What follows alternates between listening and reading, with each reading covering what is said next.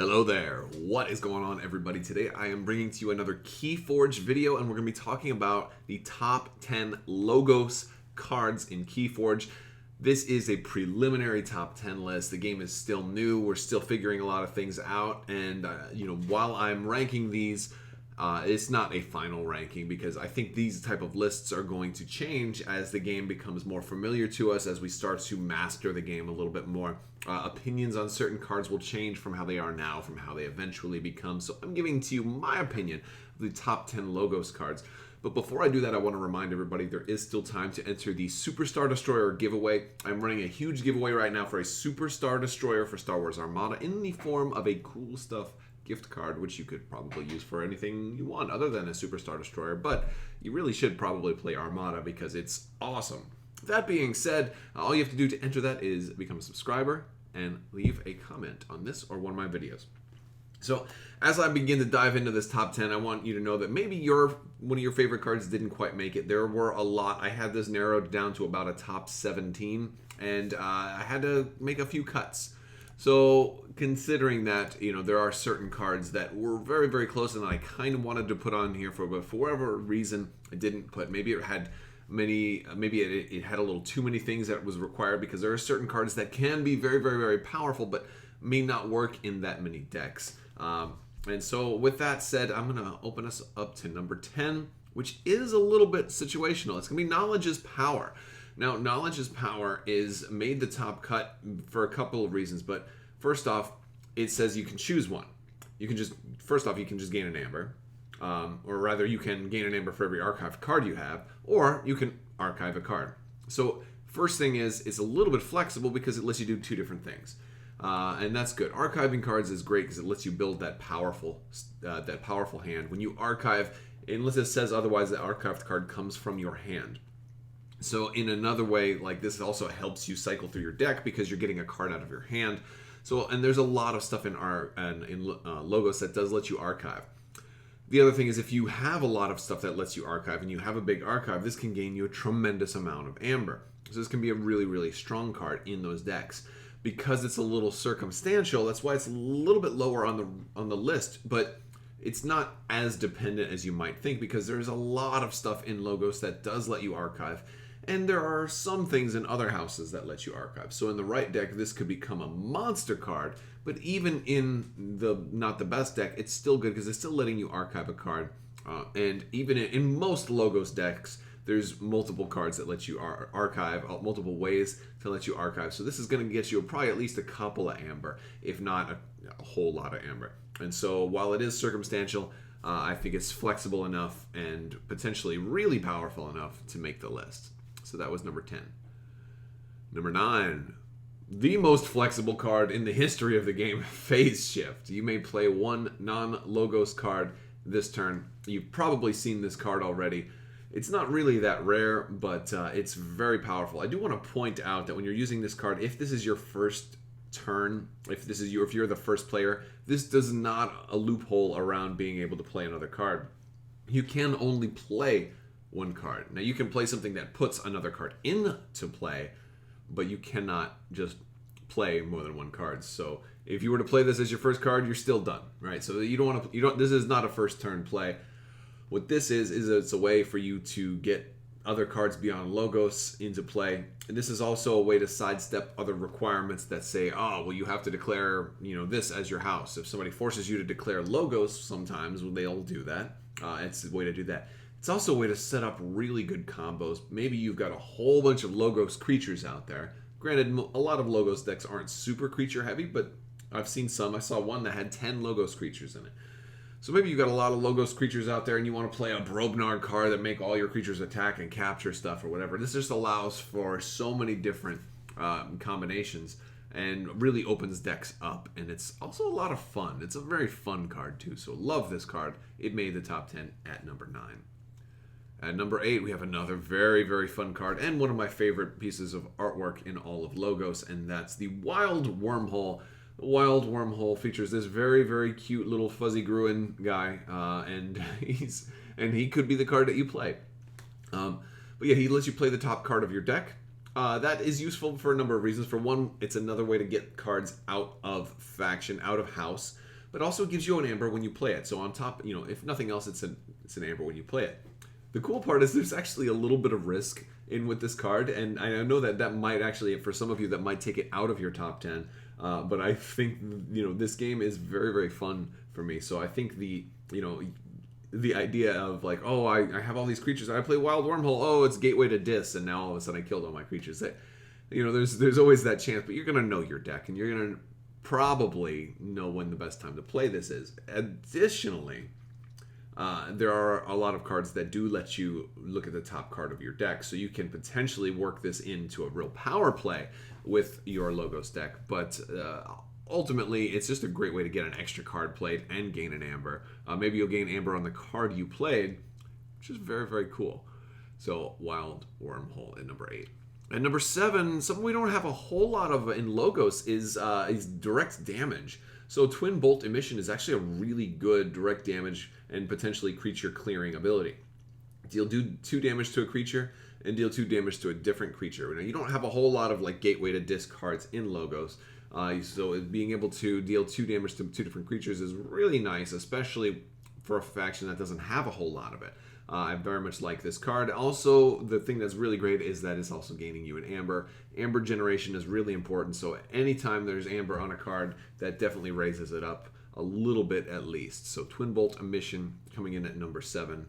Great to have a little bit of creature clearing out. Especially since some of the nastiest creatures in this game, the ones that can hamstring you the most, tend to be power 1 or 2. That makes it very, very nice. And number 6, Interdimensional Graft. First off, it's gaining you an amber. But I think this card is... and some of you may disagree, because I think this card is in the same department as another card. Like, for me, it was a toss-up between this and Effervescent Principle. Effervescent Principle is the one that just cuts everybody's amber in half and gives you a chain. And I like this one better, even though they're circumstantially different.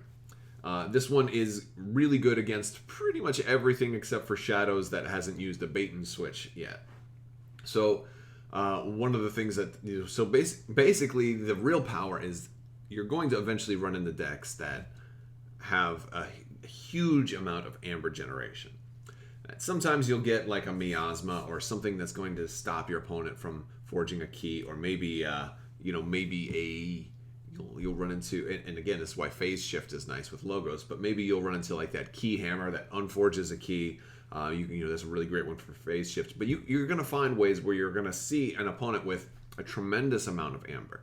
And playing this, especially when you know that they have to forge a key at the beginning of their step, then you're going to get all of their remaining amber. You can get, I've had one person go from like up to 18 amber in one turn before, and being able to play something like this would net you 12 amber, which is or maybe 13, right, because of the one you're gaining.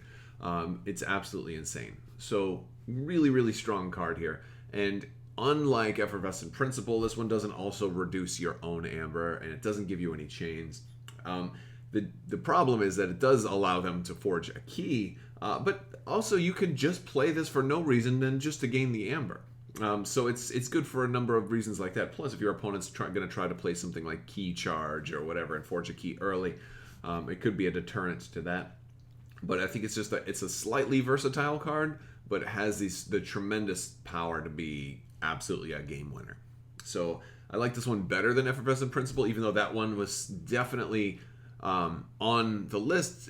I don't think because of this one, I went with this one instead. So Effervescent Principle was a little bit more in the top teens. It didn't quite make this list, and I think it's possible some of you might disagree with that, and that's totally fine, because I think all of our games are going to be different. None of us have played, have the same decks, and so we're all running our own experiences. So this list is really, caveat that it's my own opinion, but that's kind of what I've seen. But I'd love to hear if you disagree. Next up is Reverse Time. Reverse Time is one of those cards that's just so tremendously powerful, and it can be very, very simply used as well. So first off, it is going to give you an amber, so always good, right? But then when you're going to swap your deck in your discard pile, the reason this is so good is there's no penalty for running out of cards and then just having to shuffle your discard pile back into your deck. But like, imagine you have this in your opening hand. you can, and if you have like a good opening hand, or maybe you're the second opening hand, you can play your opening hand. Maybe you've got, 5 untamed creatures that are all generating amber when they come out, and you're just like boom, boom, boom, boom, boom, power turn. Next turn, just reverse time. You're going to draw those 5 untamed cards again. You can guarantee like one power turn later, which is just tremendous. And there's so many things in Logos that are specifically going to work very well with that. For longer games also, you could potentially plan out a really big archive so that when you do shuffle your deck that first time, you then pull your archive, play a power turn, then reverse time, and then guarantee that same power turn like twice in a row. There's a lot of different ways to use this, and I really, really like it. It's and then also there's sometimes this will also synergize with other cards that are going into your discard pile to pull one card out. If you've got Untamed in your deck, for example, there's so many uses for this. And I think this is one of those cards that's going to be useful into the future, because as more combos come out and as more situations arise, we're going to see all new uses for this. Horseman decks, maybe you've got the leader horseman but don't have the other 3, and all right, well, I'll play reverse time and now I can play the 1 and then pull the other 3 into my hand. Different things like that. Really, really cool. I think reverse time, really fun card, and it gives you an amber. So that was number 5. On to number 4. Number 4 is a really fun one. It's the Neutron Shark. Neutron Shark's a little bit weak, but he doesn't care because he is going to come into play and potentially clear the board, right? Neutron Sharks, when you play him, fight or reap, you can destroy an enemy creature or artifact and a friendly creature or artifact. And I love the flexibility that it's or artifact, because there's not too many things that can get rid of a pesky artifact that your opponent has. So, if nothing else, at its simplest, at its worst, you play Neutron Shark, you're destroying that artifact that your opponent's using to constantly mess with you. Like maybe they're making you discard a card, as just Shadows artifacts are really nasty. Or those Dis artifacts, right? That Dominator Bauble or something like that. So you... Or a creature. I mean, there's plenty of creatures that you definitely want to destroy also. But at a minimum, Neutron Shark comes out, removes an opponent's card, and then maybe removes itself, and then you're done. Okay? But the thing is, you can repeat this effect. Discard you discard the top card of your deck if that card is not a Logos card, which again, you'll probably have a little bit of knowledge if it's going to be. If you got a handful of Logos cards, for example, you're probably less than likely to be pulling yet another Logos card. Your probability is a little bit lower. So it's not that hard to be able to trigger this again. And as long as you want to keep going, don't kill the Neutron Shark. Keep going, keep going, keep going. It's it could be really nasty. And the thing is, you get to choose the targets, and that's what makes it so deadly. So Neutron Shark, very versatile, very deadly, and you have some control over, it's controlled chaos. That's a good word for it. I like the Neutron Shark. Number 3, Mother! Glenn Danzig smiles upon this game. Yes, no, Mother is just all around good. Maybe one of the best first turn plays, because even if you're first player and don't mulligan, you'll still get to draw. But yes, this one is just so good. It's increasing your hand size. It's effective even if you have... This one will be effective once chains really start becoming a major thing. Mother is going to help you combat the amount of chains that you would have, so that is good, or at least be able to mitigate the penalty for chains, because you'll be able to have one extra card. So that's nasty. So yeah, during your draw step, refill your hand to 1 additional card. I mean, that's, for 1, that's setting you up for bigger turns. For 2, it's letting you cycle through your deck faster. Everything about Mother is good. And she's power 5, so she's actually not even that easy to get rid of. So overall, just a great card. You can attack with her if you need to. Or you can just have her do nothing, or just have her keep reaping if you want her to be safe. Mother is wonderful. And because she's not rare, sometimes you'll get decks that have multiple mothers. I have a deck with 3 mothers. A friend of mine has a deck with 4 mothers. It's like he's running a convent. It's absolutely insane. So, yes, Mother is very, very strong. Number 2, Library Access. Library Access, incredibly strong card here. This is an action. You're going to play this card for the remainder of the turn. Each time you play another card, draw a card. Think about this. Every time, now you combo this with some mothers too, right? Every time you're going to play a card, you're going to draw another card. If you, obviously you probably needed to do Logos, right? So you say Logos. All the Logos cards you're going to play are going to let you draw more cards. Logos has a lot of card draw innately, especially if you've got some stuff archived and you pulled. This is one of those cards, a single library access in your deck can potentially let you filter through, you know, all the rest of your deck or whatever's remaining. It gives you so much power. So, you know, and when comboed with other cards like Phase Shift, you can play cards from outside and just keep playing and keep playing. You can just keep going. It's I mean, you can't go forever. There's definitely a limit. But this effect is not bound by the rule of 6 because there's only one instance of library access. If for some reason you had 4 library accesses in a deck and you were able to filter through and, you know, redraw and then we're drawing more library accesses, then you would have to stop at 6 if we were creating an infinite loop. But you can get a lot of card draw and filter through your deck, build up for even the next turn as well with just one library access. It's incredibly strong. And it's good in every deck that's going to have Logos.